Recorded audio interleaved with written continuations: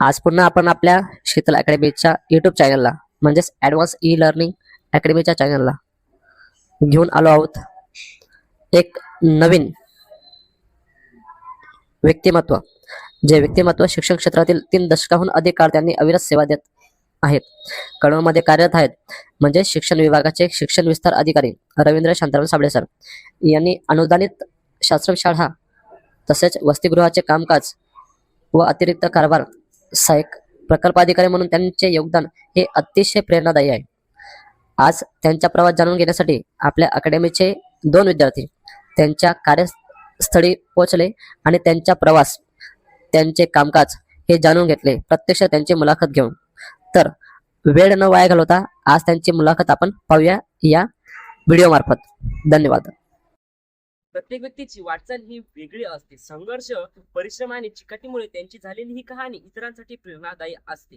म्हणूनच आज आपण एक अशा खास व्यक्तिमत्वाशी संवाद साधण्यासाठी जाणार आहोत, ते म्हणजे आपले कळवण तालुक्यातील एक प्रकल्प अधिकारी साबळे सरांची मुलाखत घेण्यासाठी. तर मी हेमंत मेहते आणि ही माझी कली गीतांजली महाले. आज आम्ही दोघं खास अशा एका व्यक्तिमत्वाची मुलाखत घेण्यासाठी येणार आहोत. तर मित्रांनो, आपण हा असा आपला अनमोल वेळ वाया न घालवता चला तर मग आपण आपल्या मुलाखतीसाठी जाऊया. Sir, firstly introduce about yourself. माझे नाव रवींद्र शांताराम साबळे आहे. मी या एकात्मिक आदिवासी विकास प्रकल्प कार्यालय कळवण या प्रकल्पामध्ये शिक्षण विस्तार अधिकारी म्हणून काम करतो आहे. आणि माझ्याकडे अतिरिक्त कारभार जो आहे तो सहाय्यक प्रकल्प अधिकारी यांचा दिलेला आहे. मी शिक्षण विभागामध्ये अनुदानित आश्रमशाळा तसंच वसतिगृह जे आहे, हे वसतिगृह या विषयाचं कामकाज जे आहे ते कामकाज मी पाहतो. सर, तुमचे बालपण आणि शिक्षण. माझं बालपण जे आहे हे आपलं जळगाव जिल्ह्यामधून मध्ये गेलेलं आहे. मी बोदवड तालुक्यातून मुक्तळ छोटंसं खेडेगाव आहे. या छोट्याशा खेडेगावामध्ये मी 1ली ते 4थीपर्यंत शिक्षण घेतलेलं आहे. त्यानंतर मी उल्हासनगर येथे माझे जे चुलते होते, काका जे होते, त्या काकांकडे माझं शिक्षण जे आहे 5वीपासून पुढचं ग्रॅज्युएशनपर्यंत काकांकडे झालेलं आहे. आणि त्यांच्याकडेच माझं सर्व शिक्षण वगैरे उल्हासनगरला झालेलं आहे. सर, तुम्ही तुमच्या शाळेतला एखादा अनुभव सांगा. शाळेतला अनुभव तसा भरपूर अनुभव आहेत शाळेतले. मित्रांबरोबर सहलीला वगैरे जाणे वगैरे जे आहेत ते सहलीला जाणे, मित्रांबरोबर खेळणे वगैरे. तर अशा एक वेळेस आमचं जेव्हा खेळाचा तास होता त्यावेळेला आमच्याकडनं काही चुका वगैरे झाल्या तर आमच्या ज्या शिक्षिका होत्या त्या आम्हाला पनिशमेंटसुद्धा द्यायच्या. परंतु आजचं जे वेळ आहे, आजची जी काळ आहे, याच्या काळामध्ये आपण विद्यार्थ्यांना पनिशमेंटसुद्धा करू शकत नाही. तर अशा ज्या काही घटना होत्या आम्हाला पनिशमेंट करायच्या, तर त्या घटना आमच्या घरापर्यंत सुद्धा आम्ही जाऊ देत नव्हतो. आणि शिक्षकांना सुद्धा विनंती करायचो की आम्हाला मारलं वगैरे जे आहे ते इथपर्यंतच ठेवा, आमच्या घरी सांगू नका. सर, तर या पदासाठी आवश्यक एज्युकेशन. या पदासाठी आवश्यक एज्युकेशन जे आहे तर आमचं, मी सुरुवातीला प्राथमिक शिक्षक या पदावरती रुजू झालेलो होतो 1995 साली राजूर प्रकल्पामध्ये अहिल्यानगर जिल्ह्यामध्ये भंडारदरा या ठिकाणी. मी या ठिकाणी प्राथमिक शिक्षक पदावरती रुजू झालो होतो. प्राथमिक शिक्षक पद नंतर मी जवळजवळ 25 वर्ष जे आहेत हे प्राथमिक शिक्षक पदावरती आम्ही कामकाज केलेलं आहे. त्यानंतर आमचं प्रमोशन जे आहे, पदोन्नती जी आहे ती आम्हाला या पदावरती शिक्षण विस्तार अधिकारी या पदावरती पदोन्नती भेटलेली आहे. यासाठी आवश्यक शिक्षण जे आहे हे प्राथमिक शिक्षकामधून हे कनिष्ठ शिक्षण विस्तार अधिकारी हे जे पद जे आहे हे मिळतं. आणि आपल्याकडे जागा ज्या आहेत सहाय्यक प्रकल्प अधिकाऱ्याच्या जागा ह्या वॅकंट असल्यामुळे आणि कोणी या ठिकाणी चार्ज घेतलेला नसल्यामुळे साहेबांनी आमची जी निवड आहे ती माननीय प्रकल्प अधिकारी साहेब यांनी आमची सहाय्यक प्रकल्प अधिकारी पदासाठी निवड केलेली आहे कामकाज पाहून. सर, आपण या क्षेत्रात येण्याचा निर्णय कसा घेतला? या क्षेत्रात येण्याचा निर्णय जो आहे, आम्हाला आपल्या शिक्षणाविषयी आवड होती. विद्यार्थ्यांना चांगलं शिक्षण मिळावं, तसंच गोरगरीब जे मुलं आहेत त्यांना चांगल्या पद्धतीने शिक्षण मिळावं, त्यांची गोरगरीब मुलांची सेवा आमच्या हातून करावी असं सुरुवातीपासूनच वाटायचं. त्यामुळे आपण शिक्षक व्हावं असं वाटतं. सर, तर तुमच्या या नोकरीचा अनुभव, पहिला अनुभव कसा आहे? नोकरीचा अनुभव, मी ज्यावेळेला सुरुवातीला अहिल्यानगर जिल्ह्यामध्ये भंडारदरा या परिक्षेत्रामध्ये ज्या वेळेला हजर व्हायला गेलो तेव्हा मी वयाच्या अवघ्या 21व्या वर्षी हजर व्हायला गेलो. मी म्हणजे त्यावेळेला म्हणजे काही गोष्टी ज्या आहेत त्या समजत नव्हत्या, परंतु त्यावेळेला हजर व्हायला गेलो तर अक्षरशः बोटीमधून प्रवास करावा लागायचा. 7 किलोमीटर जे अंतर आहे ते बोटीमधून प्रवास करावं लागायचं. त्या बोटीमधूनच आम्ही प्रवास करून केला आणि त्या ठिकाणी गेलो तर फार अवघड परिस्थिती होती. अतिदुर्गम भाग जो आहे तो दुर्गम भाग होता. त्या ठिकाणी कोणत्याही प्रकारच्या सोयीसुविधा नव्हत्या. पावसाचं पर्जन्याचं क्षेत्र जे आहे ते क्षेत्र ते गणलं जायचं. तर अशा प्रकारे फार दुर्गम परिस्थितीमध्ये आम्ही दिवस काढलेले आहेत. अक्षरशः सर्प जे आहे ते सर्प वरतून छतावरनं चालायचे. सर्प कधी रात्री आम्हाला दिसला जाताना चालताना तर आम्ही लगेच दुसऱ्या खोलीमध्ये झोपायला जायचो. अशा अवघड परिस्थितीमध्ये आम्ही हे दिवस काढलेले. सहाय्यक प्रकल्प अधिकाऱ्याची नेमकी जबाबदारी काय असते? सहाय्यक प्रकल्प अधिकाऱ्याची जबाबदारी जी आहे हे आपल्या परिसरातले जे प्रकल्प कार्य क्षेत्रातले जे विद्यार्थी आहेत या गोरगरीब विद्यार्थ्यांना आणि जे वंचित विद्यार्थी आहेत शिक्षणापासून त्या सर्व विद्यार्थ्यांना शिक्षणाच्या प्रवाहात आणणं आणि शैक्षणिक प्रगती जी आहे विद्यार्थ्यांची उंचावणं हे काम जे आहे हे आम्ही करतो. कोणता विद्यार्थी शिक्षणापासून वंचित राहणार नाही याची जाणीव ठेवतो. आदिवासी आश्रमशाळा ज्या आहेत या आश्रमशाळांमध्ये फक्त आपलं अनुसूचित जमातीचे जे विद्यार्थी आहेत यांनाच या ठिकाणी प्रवेश दिला जातो. अनुसूचित जमातीचे विद्यार्थी जे आहेत ते कुठेही शिक्षणापासून वंचित राहणार नाही यासाठी आम्ही आमचा पुरेपूर मुख्याध्यापकांमार्फत प्रयत्न करत असतो. सर, आपल्या या शिक्षणाबद्दल घरच्यांचा आपला प्रतिसाद कसा होता? घरच्यांचा प्रतिसाद चांगला आहे आम्हाला. घरच्यांच्या प्रोत्साहनामुळे आणि प्रतिसादामुळेच आम्ही इथपर्यंत पोहोचलेलो आहोत. प्रकल्प राबवताना कोणत्या गोष्टी जास्त कोणते प्रकल्प? म्हणजे प्रकल्प शैक्षणिक प्रकल्प. शैक्षणिक प्रकल्प राबवताना जे आहेत की अडचणी येतातच की सर्वच लोक जे आहेत त्याच्यामध्ये त्यांना रस नसतो. त्यांचं जे मतपरिवर्तन जे आहेत मनपरिवर्तन जे आहे ते मनपरिवर्तन आणि मतपरिवर्तन हे दोन्ही करावं लागतात.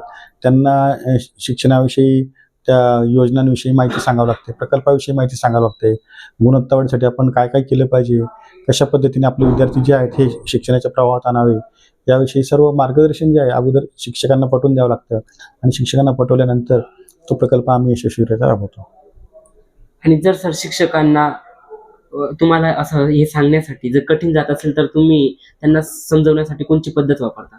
नाही, आम्ही सर्व शिक्षकांना चांगलं व्यवस्थित प्रेमाने सर्व गोष्टी ज्या आहेत त्या समजून सांगतात. शिक्षक जे आहेत कोणी टाळाटाळ करत नाही याच्यामध्ये. गावकऱ्यांचा विश्वास जिंकण्यासाठी आपण काय करतात म्हणजे मुलांच्या शिक्षणाबद्दल? सॉरी, म्हणजे गावातले लोक जे असतात ना म्हणजे शिक्षणासाठी आदिवासी विकास विभागामध्ये जे असतात येतात ना पोरं आदिवासी जातीचे, तर ते काही घरच्यांचं असं म्हणणं असतं की शिक्षणाबद्दल काही म्हणजे जास्त शिक्षण महत्वाचं नाही, घेतल्याने काय फायदे तोटे नाही. कसं आहे की त्यांना तुम्ही महत्व कसं शिक्षणाचं महत्व आज रोजी सर्वस्व जे आहे हे शिक्षणावरती अवलंबून आहे. जर का आपण शिकलो वाचलो वगैरे जर तरच आपण पुढे जाऊ शकतो. जर का आपल्याला शिक्षणाविषयी काही येतच नसेल, ओढ नसेल तर आपण पुढे काहीच करू शकत नाही. साधा आपल्याला एखाद्या गावाला जायचं झालं तर एसटीची जी पाटी आहे ती सुद्धा आपल्याला वाचावी लागते. तर अशा पद्धतीने विद्यार्थ्यांना शिक्षणाचं महत्त्व जे ते पटवून देतो. आणि आज रोजी आपला अनुसूचित जमातीचा जो प्रवर्ग आहे या प्रवर्गाला नोकऱ्यांमध्ये आरक्षण पण आहे. त्याच्यामुळे तुम्ही शिकले कधी तर चांगल्या नोकरीला लागू शकतात. आज रोजी आमच्याकडे आम्ही MPSCचे विद्यार्थ्यांना सुद्धा मार्गदर्शन करतो. त्याच्यानंतर JEEचे नीटचे जे क्लासेस आहेत त्याचे सुद्धा आम्ही विद्यार्थ्यांकडून तयार करून घेतो. आता आमच्याकडे JEE आणि नीटची आताच एक शनिवारी 20 तारखेला परीक्षा झाली डिपार्टमेंटली. त्यामध्ये जे 60 विद्यार्थी जे आहेत ते अव्वल क्रमांकावरती येतील JEE किंवा जे नीटमध्ये जे अव्वल क्रमांकाने 60 विद्यार्थी येतील अशा 120 विद्यार्थ्यांचा क्लास जो आहे हा आमच्या प्रकल्पामार्फत जो आहे ETC कार्यालयामार्फत जो आहे तो त्याचं आयोजन केलेलं आहे. तर अशा पद्धतीने आम्ही विद्यार्थ्यांना डॉक्टर इंजिनियर होण्यासाठी प्रोत्साहित करत असतो. तुमच्या आयुष्यातील सर्वात संस्मरणीय शैक्षणिक प्रकल्प कोणता? कळवण. तर तुम्ही विद्यार्थ्यांसाठी काही मार्गदर्शन द्या. विद्यार्थ्यांना हे सांगू इच्छितो की आपण आपल्याला हे जे वय भेटलेलं आहे या वयामध्ये तुम्ही सर्वांनी शिक्षण घ्यावं आणि कोणीही शिक्षणापासून वंचित राहू नये. आपल्याला सोयीसुविधा ज्या आहेत, आपण गोरगरीब घरातून आलेलो आहोत आणि शासनाने आपल्याला शिक्षणासाठी खूप सोयीसुविधा ज्या आहेत त्या करून दिलेल्या आहेत. त्याचा सर्वांनी फायदा उचलावा आणि चांगल्या पदापर्यंत सर्वांनी पोहोचावं अशीच आमची इच्छा आहे. या पदासाठी विद्यार्थ्यांनी कशा प्रकारे तयारी केली पाहिजे? या पदासाठी कसं आहे की आपला जनरल नॉलेज जे आहे त्याची सुद्धा तयारी विद्यार्थ्यांनी करायला पाहिजे.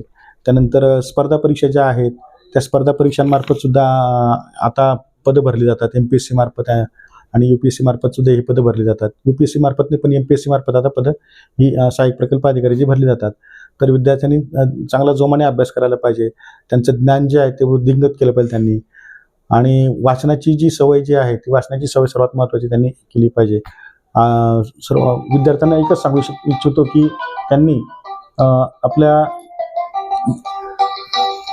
आपल्या या मोबाईल जे वेळ आहे ते त्यांनी टाळलं पाहिजे आणि त्याचा फायदा जो आहे तो फायदा त्यांनी चांगल्या कामासाठी करून घेतला पाहिजे. सर, विद्यार्थ्यांनी स्पर्धा परीक्षा करत असताना जे अपयश येतं म्हणजे त्या अपयशाला कसं काय समजलं? अपयशी यशाची जी आहे ती पहिली पायरी आहे. विद्यार्थ्यांनी अपयश आलं म्हणून खचून जाऊ नये. पुन्हा पुन्हा विद्यार्थ्यांनी प्रयत्न करत राहिले पाहिजे आणि त्या अपयशामधूनच आपल्याला यश प्राप्त होते. सर, तर आपल्या या ग्रामीण भागातील विद्यार्थ्यांना तुमचा काय सल्ला असेल? ग्रामीण भागातील विद्यार्थ्यांना याच की सर्वांनी शिक्षण घ्यावं, पुढे जावं, इकडे तिकडे मजुरी न करता शाळांमध्ये यावं, शाळांमधून शिक्षण घेऊन चांगल्या पदांपर्यंत त्यांनी पोहोचावं, एक चांगलं नागरिक बनावं देशाचं. सर, आपल्या जीवनातील आदर्श कोण आहे? आपल्या जीवनातील आदर्श कोण आहे? आमच्या जीवनातील आदर्श आमचे आई वडीलच. सर, तुमची वैयक्तिक प्रेरणा काय आहे? कशा संदर्भात? जी विद्यार्थी आहेत त्यांच्या संदर्भात. विद्यार्थ्यांनी ते सांगितलं मगाशी की विद्यार्थ्यांनी शिक्षण घ्यावं, जास्तीत जास्त प्रमाणामध्ये शिक्षण घ्यावं. कोणत्याही प्रकारची अडचण आली तर त्यांनी आमच्या प्रकल्पाशी संपर्क करावा. आमच्या प्रकल्प कार्यालयाला सर्व माणसं जे आहेत किंवा आश्रमशाळेतले जे मुख्याध्यापक आहेत, शिक्षक जे आहेत ते सर्वोपरी त्यांना हे जे त्यांना प्रोत्साहित करतील आणि त्यांना मदत करतील.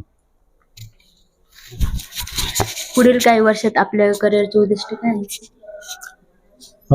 काय नाही, सर्व विद्यार्थी जे आहेत कोणताही विद्यार्थी शालेय शिक्षणापासून वंचित राहणार नाही आणि सर्वांना शिक्षण मिळेल यासाठी आम्ही प्रयत्नशील राहू. सर, तर हे जे विद्यार्थी असतात ते रेग्युलर शाळेत जातात, काही जात नाही, तर मग त्यांच्यासाठी तुम्ही कोणते उपक्रम राबवाल? त्यांनी रेग्युलर शाळा करावी, नियमितपणे शाळेत यावं. विद्यार्थ्यांसाठी आमच्याकडे सर्व विद्यार्थ्यांना सर्व प्रकारच्या सुविधा ज्या आहेत त्या दिल्या जातात. भोजन जे आहे ते भोजन दिलं जातं. शैक्षणिक साधनं जे आहेत ते पूर्वी शैक्षणिक साधनं दिली जायची, परंतु आता त्यासाठी DBT जे आहे ती DBT प्रत्येक विद्यार्थ्याच्या खात्यावर जी आहे ती दिली जाते. आणि अशा प्रकारे उपक्रम जे आहेत ते शासन वेगवेगळे उपक्रम राबवत असते. क्रीडा स्पर्धांमधून सुद्धा विद्यार्थी पुढे जातात. क्रीडा स्पर्धांमधून काही 25 गुण जे असतात ते आहेत. त्यानंतर राज्यस्तरावरचे जे विद्यार्थी चमकतात त्यांना नोकरीमध्ये संधी आहे. अशा प्रकारचं महत्त्व जे आहे आम्ही विद्यार्थ्यांना पटवून सांगतो आणि विद्यार्थी शाळेमध्ये येतात. आणि सर, विद्यार्थ्यांसाठी कोणतं एज्युकेशन हे बेटर आहे, आपलं खाजगी का सरकारी? शासकीय जे आहे हे शासकीय एज्युकेशन चांगलं आहे. खाजगीमध्ये कसं आहे की पैसा भरपूर जातो आणि तशा आमच्या पालकांची जी परिस्थिती आहे ती परिस्थिती नाही आहे पालकांची खाजगी एज्युकेशनला. खाजगी एज्युकेशनसाठी शासनाने आमच्याकडे एक नामांकित योजना जाहीर केलेली आहे. त्या नामांकित योजनेअंतर्गत बरेचसे विद्यार्थी जे आहेत त्या बऱ्याचशा विद्यार्थ्यांचा इंग्रजी माध्यमाच्या ज्या नामांकित शाळा आहेत त्या नामांकित शाळांमध्ये शिक्षण घेत आहेत विद्यार्थी आज रोजी. सर, काही विद्यार्थी खाजगी शिक्षण घेतात, काही विद्यार्थी सरकारी शिक्षण घेतात, तर मग पुढे त्यांना नोकरीसाठी काही प्रॉब्लेम येतात का खाजगीवाल्यांना? तसं काही नाही, खाजगी आणि सरकारी याच्यात काही प्रॉब्लेम वगैरे काही येत. तर धन्यवाद सर, आपला हा असा खूप अनमोल वेळ आमच्यासाठी दिला, तर आम्ही तुमचे एकदा खूप खूप आभार मानतो आणि धन्यवाद.